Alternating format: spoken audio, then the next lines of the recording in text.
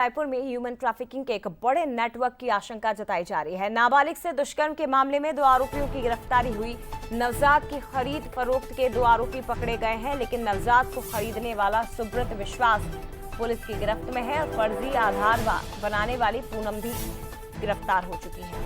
आरोपी के कब्जे से नवजात को बरामद किया गया। फिलहाल नवजात को मातृ छाया संस्था में रखा गया है। अब तक 8 आरोपियों की गिरफ्तारी इस मामले में हो चुकी है।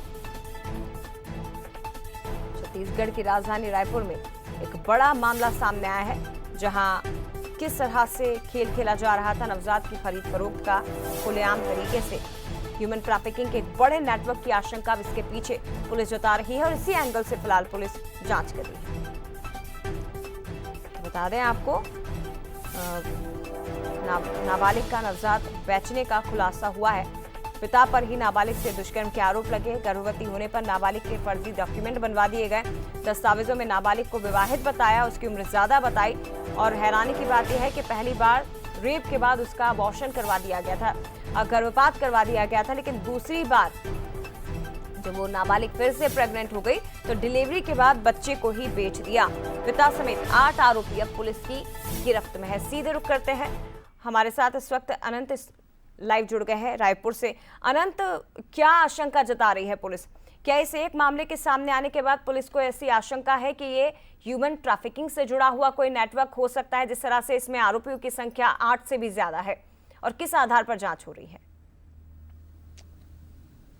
बिल्कुल जया, जिस तरीके से देखिए ये राजधानी रायपुर को शर्मसार कर देने वाली एक पूरी घटना है और जिस तरीके से इस पूरे मामले पर पुलिस लगातार जांच करते हुए नजर आ रही है। और देखिए, बच्चे को, नाबालिग के बच्चे को बेचा गया था, 6 लाख रुपए में उसका सौदा किया गया था और उसी व्यक्ति को, जिस व्यक्ति को बच्चे को बेचा गया था, उस व्यक्ति को पुलिस ने गिरफ्तार कर लिया है। इसके साथ देखिए इस पूरे मामले में 8 आरोपी गिरफ्तार किए गए हैं और मैं आपको बताना चाहूंगा, इसमें जो 3 महिला आरोपी हैं वो नर्स की भूमिका पर कहीं ना कहीं काम करते हुए हॉस्पिटल में नजर आती थी। और जिस तरीके से देखिए जो फर्जी सर्टिफिकेट बनाया उस महिला को भी पुलिस ने गिरफ्तार कर लिया है और उससे अब पूछताछ जो है वो पुलिस करते हुए नजर आ रही है। लेकिन जिस तरीके से देखिए इसमें सबसे बड़ा सवाल यह खड़ा हो रहा है कि क्या यह पहला घटना था इन लोगों के द्वारा किया गया बच्चे बेचने की, जो इन्होंने बात कही थी और जो इन्होंने इस पूरे काम को अंजाम दिया था, क्या ये पहली घटना थी या ये कोई बड़ा नेटवर्क है? इसी नेटवर्क की तलाश जो है वो पुलिस कर रही है और कहीं ना कहीं इसी नेटवर्क को ध्वस्त करने में पुलिस लगातार जांच करते हुए नजर आ रही है। पुलिस की जांच पूरे मामले पर बढ़ती नजर आ रही है। जिस तरीके से देखिए 6 आरोपी पहले गिरफ्तार किए जाते हैं, उसके बाद 2 आरोपियों को भी गिरफ्तार कर लिया जाता है।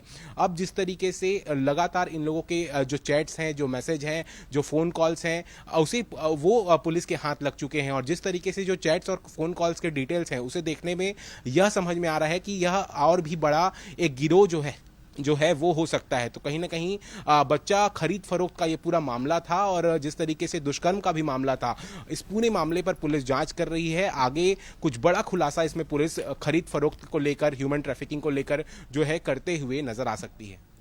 बहुत धन्यवाद आपका अनंत, तमाम जानकारी इन तक पहुंचाने के लिए। लेकिन पुलिस की जांच इस दिशा में लगातार आगे बढ़ रही है।